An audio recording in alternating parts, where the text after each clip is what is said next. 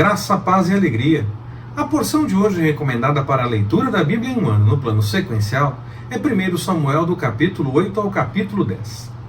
Desde Gideão nós lemos no livro dos Juízes que havia uma tentativa para se ter um rei em Israel. O próprio filho dele chega a se colocar como rei, mata todos os seus irmãos com o apoio das pessoas que ele conseguiu convencer e tudo mais. E pelo menos aquela história então do Juízes nos revela que havia isso. Chegaram a propor para Gideão que ele fosse um rei. A expectativa então de que a linhagem que procedesse de um libertador que já atuou e que foi reconhecido em Israel, a expectativa de que dessa linhagem pudesse aparecer a solução de fato para a nação estava realmente presente no meio de todos. Eles queriam que alguém seguisse com a obra. Sempre que eu falo de datas, eu gosto de deixar claro que são datas aproximadas. Naquela época não tinha registros em cartório para confirmar, e o calendário passou por mudanças, gregoriano, juliano, nós temos aí uma série de coisas para fazer essas contas todas, e aí então as datas são sempre aproximadas. Não temos como cravar uma data a não ser que o Senhor revele. E ainda que falemos uma data que seja a verdadeira, a que corresponde à realidade, nós não temos como ter certeza por conta dessas coisas das mudanças de calendário. Sempre então que eu falo de data, e como eu vou me atrever a falar de datas aqui, eu gosto de deixar claro que se fala apenas em datas aproximadas. Pode ser um pouco antes, um pouco depois, ali por perto daquele ano que a gente fala, aconteceu em tal ano, é perto desse ano, pode até ser nele, mas a gente não tem toda certeza. Então, são datas aproximadas. E todas as datas que eu vou falar, como nós estamos ainda no Antigo Testamento, são datas antes de Cristo. Gideão se torna juiz em Israel por volta do ano 1180. Ele foi juiz durante 40 anos. E acredita-se que a coroação de Saul aconteceu ali por volta do ano 1050. Alguns cravam 1049, outros 46, outros avançam para 51, 52, 53 e avançam ao contrário, porque as datas estão vindo ao contrário, né? Então as pessoas não têm a data exata. Por isso, então, eu fico com por volta de 1050 a.C. Todas as datas antes de Cristo. Então nós não temos como definir a data exata. E aí nós temos uma data aproximada que nos coloca uma história de aproximadamente 100 anos. Algo em torno de 130 anos até 130 anos. Entre Gideão começar a atuar como juiz e ser um pouco depois convidado para ser rei, talvez um pouco depois desse período, quando ele primeiro agiu, e depois ele de fato julgou Israel durante 40 anos, é o que se acredita. Também pode ser que durante o tempo em que ele agiu já se contasse o tempo que ele foi juiz em Israel. São duas possibilidades. Então, mais ou menos 130 anos, algo em torno de 100 anos, eu fico com aproximadamente 100 anos, entre Gideão ser convidado para ser rei e Saul ser coroado de fato. Samuel até poderia ter encaminhado algo com a sua descendência, mas os seus filhos não seguiam a mesma linha do pai. A seriedade com as coisas do Senhor é importante em situações como essa. O povo reconhece a seriedade de Samuel, mas não vê outro líder, nem na descendência dele, nem entre os que estão em destaque, talvez, na nação, e aí conta com a seriedade de Samuel para escolher um rei. A história dos juízes sempre nos faz pensar que depois da morte de um juiz que tinha notoriedade, se verificava a necessidade de um novo juiz, quando algo acontecia ainda, quando a situação pedia por isso. Ou as coisas mudaram, ou o povo queria realmente um rei, estava mudando completamente o encaminhamento das coisas, ou nós não temos de fato todos os detalhes a respeito da definição do juiz, que, como eu já disse, desde aquela época havia juízes nas cidades, nas tribos, e algum ganhava destaque dependendo da situação, porque o Senhor destacava aquele para o trabalho específico. Então, havia alguma coisa a mais nessa questão dos juízes. Parece então que se esperava até pela hereditariedade na questão do juízo, o filho seguir os caminhos do pai e também ser juiz em Israel. não está claro por que Israel agora, antes mesmo de Samuel morrer, pede para que outra pessoa seja destacada e quanto mais um rei. Possivelmente a expressão, como as nações em redor têm reis, nós queremos ter como as nações têm, seja essa a situação. Eles queriam de fato um rei, eles queriam de fato uma pessoa que estivesse cuidando da nação e contar com a hereditariedade para que aquele rei pudesse ter, ele e os seus filhos, o comando da nação, julgar a nação, fazer as coisas da forma correta e tudo mais. A lei mesmo previa a possibilidade de um rei e como o rei deveria se portar. Nós lemos isso quando lemos o livro de Deuteronômio. O problema é que ainda não tinha sido revelado pelo Senhor, não tinha sido confirmado que era necessário ainda para o povo ter um rei. O pedido veio do povo, em vez de ser uma revelação do Senhor. Esse foi o problema. Samuel se sente desprezado, o que pode nos fazer entender que ele era velho, como o texto diz, mas não tão velho assim. Ele achou que, poxa, já estão querendo a herança antes da hora, né? Forma de dizer, é claro.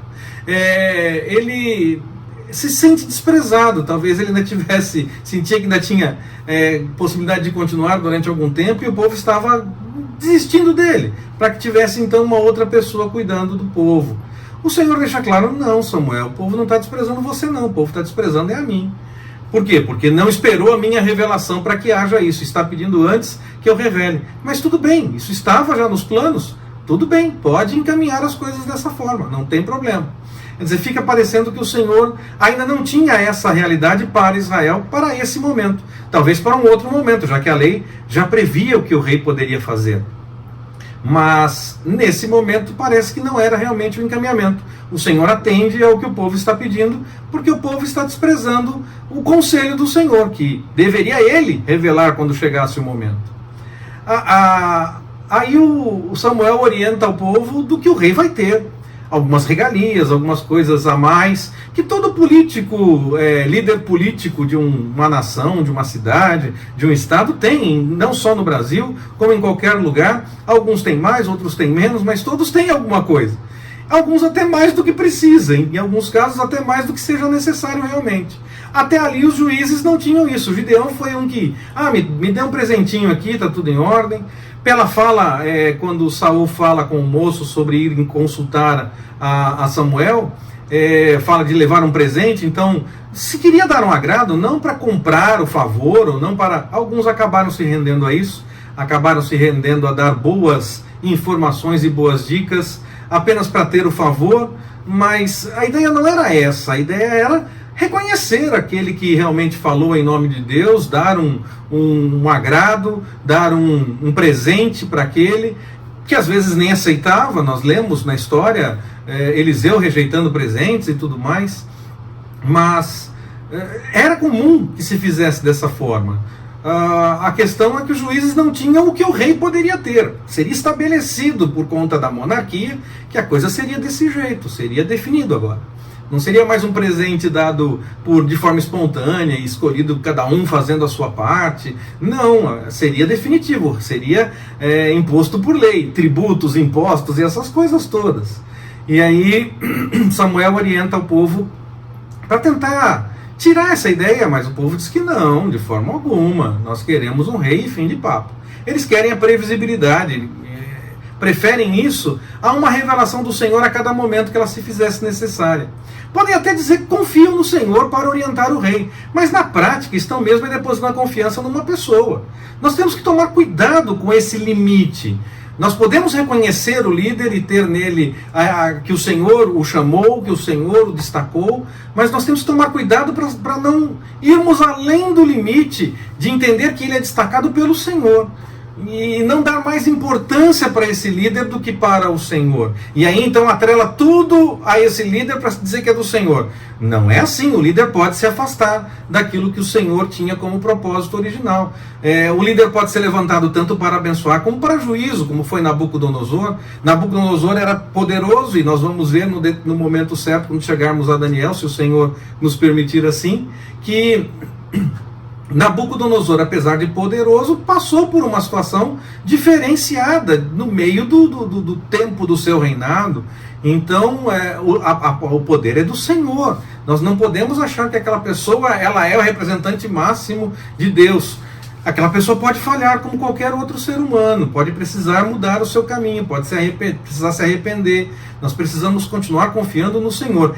Essa linha entre reconhecer aquele que é chamado pelo Senhor e acabar dando mais honra para a pessoa que de fato está na posição, é uma linha que nós temos que tomar cuidado para não ficar transpondo e acabar perdendo a dimensão de que, na verdade, o poder é do Senhor e Ele dá a quem quer seja para abençoar, quer seja até para juízo, para convidar para uma mudança, para punição e essas coisas todas.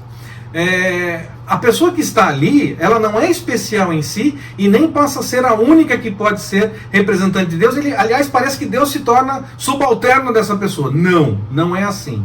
Nós temos que tomar cuidado com esse limite da confiança que nós depositamos no Senhor e o reconhecimento que nós fazemos para as pessoas que estão sim em posição de liderança, porque o Senhor permitiu, porque o Senhor destacou, porque o Senhor chamou. Qual plano o Senhor tem?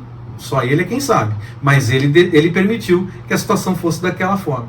Então nós temos que tomar cuidado para não ir além e dar mais destaque para o líder do que na verdade ele realmente tem, porque quem continua realmente no comando é o Senhor.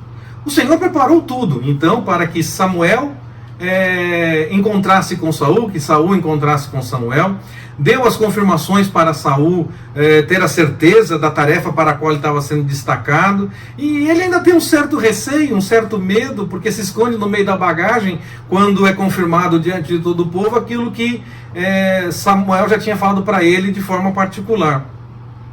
Isso nos mostra que nós podemos sim, como seres humanos, até temer diante do chamado que o Senhor nos dá. Nós podemos achar que não vamos conseguir fazer, que não vai dar certo, que não é bem assim. Isso é uma coisa da condição humana. Mas quando o Senhor realmente nos chama, Ele mesmo prepara tudo.